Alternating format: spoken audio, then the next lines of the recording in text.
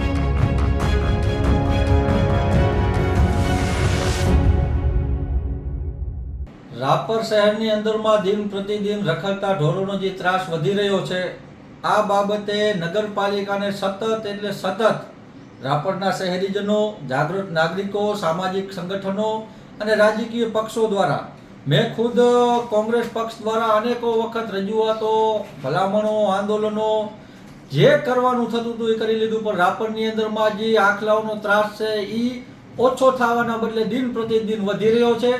અને નગરપાલિકા દરેક વખતે રાબેતા મુજબ એક જ નિવેદન આપે છે કે પાલિકા રખડતા ઢોરો પકડે છે. આ સિલસિલો સતત 1 વર્ષથી ચાલુ છે.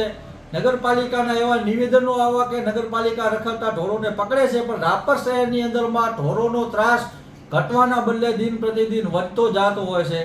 ગઈકાલે એક આધેડ મોટી ઉંમરના એક મહિલાને રખડતા ઢોરોએ આખલાએ હડફેટે લેતા એમને ગંભીર પ્રકારની ઈજાઓ પહોંચી હતી ને શહેરમાં આખલાઓનું યુદ્ધ અવારનવાર રાબેતા મુજબ ચાલુ જ રહેશે એ એક આ કોમન વાત થઈ ગઈ છે, પણ નગરપાલિકાના પેટનું પાણી હલતું નથી.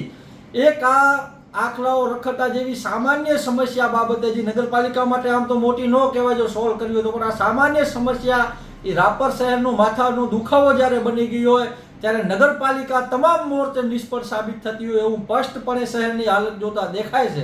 અવારનવાર જેમ મેં કીધું એમ કેટલી બધી અસંખ્ય રજૂઆતો કરી, પણ નગરપાલિકા આ બાબતે એકદમ નિષ્ફળ છે. મને લાગે છે કે નગરપાલિકાને કામ કરવું જ કાં તો પસંદ નથી, કાં તો નગરપાલિકાના લોકો આ રખડતા ઢોરો જેવી સામાન્ય બાબતમાં સોલ્યુશન નથી લાવી શકતા. એટલે નગરપાલિકાનું નિષ્ફળ જ કહીશ, કારણ કે દિન પ્રતિદિન જો નગરપાલિકા જો રખડતા ઢોરો પકડતી તો ત્રાસ ઘટવો પડે.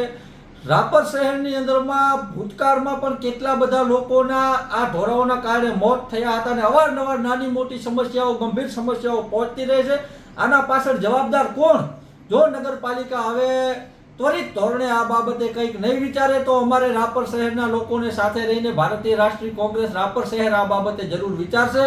આ બાબતે જલદ આંદોલન થશે અને એવા આશ્ચર્યચકિત આંદોલન કરવામાં આવશે જેની તમામ જવાબદારી નગરપાલિકાની રહેશે. એટલે નગરપાલિકાને હું અહીંયાથી છેલ્લી વખત વિનંતી કરું છું કે રાપર શહેરને રખડતા ઢોરોના ત્રાસથી મુક્ત કરવામાં આવે, નહીંતર આવનારા સમયમાં ચોક્કસપણે યોગ્ય રીતે અને સંવિધાનિક રાહ એક આંદોલન થશે. અને આ આંદોલનમાં જે પણ કાંઈ પણ નુકસાની આવે, શહેરજનોને જે ઢોરોના કારણે નુકસાની આવી રહી છે એ તમામ જવાબદારી નગરપાલિકાના શિરે રહેશે. ધન્યવાદ.